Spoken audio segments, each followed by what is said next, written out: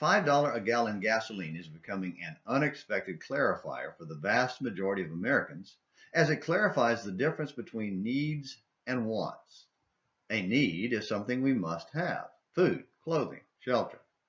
Wants are the extras we would like, but are able to live without: finer foods, designer clothes, the newest modern mansion, for example.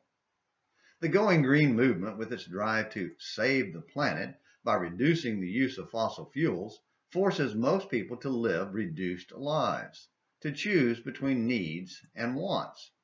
As a result, the poor among us will remain stuck in poverty, while millions more are, pardon the pun, being driven into poverty. One must have money to burn or truly enjoy hurting others to not care about the worldwide impact of higher gas prices.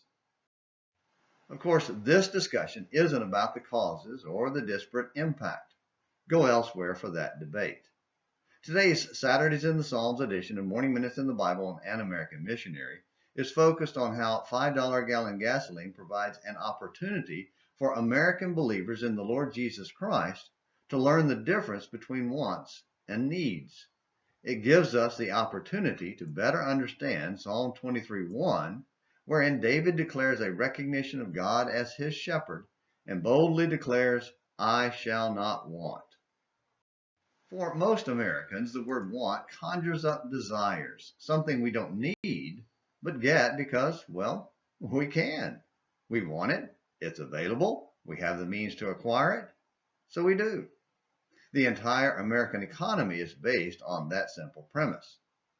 However, the primary meaning of the word want is to be needy or destitute, to lack the necessities. While there are many Americans who suffer from a lack of necessities, far more than the rest of us want to think, the vast majority of us live with an overabundance of things we want but don't need.